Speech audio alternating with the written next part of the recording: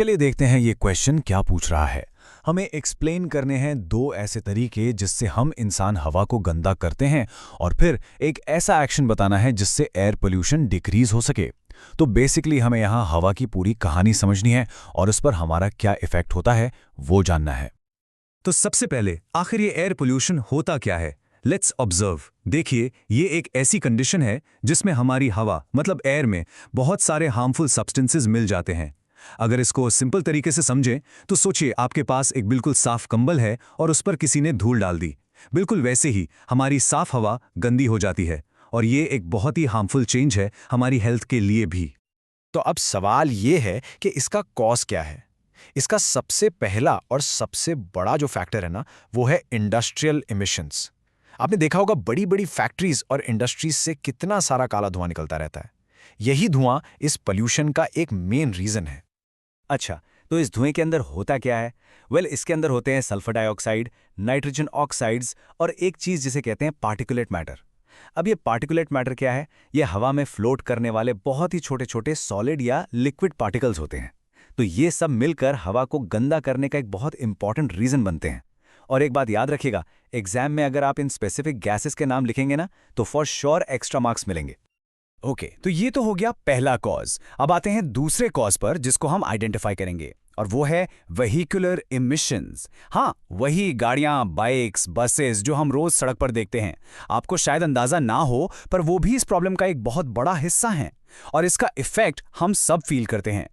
Car गाड़ियों से pollution कैसे होता है? देखिए, जब कार्स और बाइक्स में पेट्रोल या डीजल जलता है, जिसे हम फॉसिल फ्यूल्स कहते हैं, तो उस पूरे प्रोसेस में से कार्बन मोनोऑक्साइड जैसी जहरीली यानी हार्मफुल गैसेस निकलती हैं। शहरों में जो आप स्मॉग देखते हैं ना, उसकी एक मेजर रीजन यही है। स्टूडेंट्स इस पॉइंट को अक्सर भूल जाते हैं, इसलिए इसको अच्छे से याद रखिएगा। अब हमने प्रॉब्लम के दो बड़े कॉज तो आइडेंटिफाई कर लिए हैं। हमने देख लिया फैक्ट्री से, गाड़ियों से पोल्यूशन हो रहा है, लेकिन अब इसका सोल्यूशन क्या है? हम कर क्या सकते हैं? आप सोच रहे होंगे कि इसका कंक्लूजन या सोल्यूशन बहुत मुश्किल होगा, पर ऐसा बिल्कुल नहीं है। एक बहुत ही सिंपल सा लेकिन उतना ही पावरफुल मेजर है हमारे पास, जिससे हम इसके हार्मफुल इफेक्ट को काफ़ी हद तक डिक्रीज कर सकते हैं। और वो एक्शन है एफॉरेस्टेशन। अब ये एफॉरेस्टेशन है क्या? सिंपल शब्दों में ये पेड़ लगाने का प्रोसेस है। कहाँ? ऐसी जगह जहां या तो पहले कभी पेड़ थे ही नहीं या फिर जहां से पेड़ काट दिए गए हैं। एक बात का ध्यान रखें, ये definition exam point of view से बहुत इंपॉर्टेंट है। इसको वर्ड टू वर्ड ऐसे ही लिखकर आना है। ठीक है, पेड़ लगाना है, ये तो समझ आ गया, लेकिन हाउ?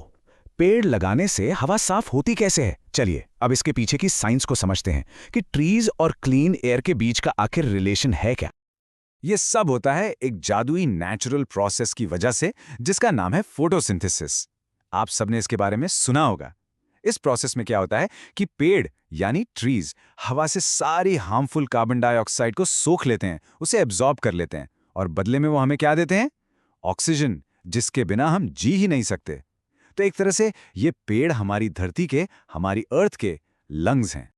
तो इसीलिए आखिर में हम इस कंक्लूजन पर पहुंचते हैं कि पेड़ लगाना यानी एफॉरेस्टेशन ही सबसे बेस्ट और सबसे नेचुरल मेजर है। अगर हमें एयर पोल्यूशन के डेंजरस इफेक्ट को डिक्रीज करना है तो इससे बेहतर कोई तरीका नहीं है। वी होप आपको वीडियो अच्छा लगा होगा और क्वेश्चन से रिलेटेड कॉन्सेप्ट्स क्रिस्टल क्लियर हो गए होंगे। We'll see you in next video. Till then, tada, bye bye.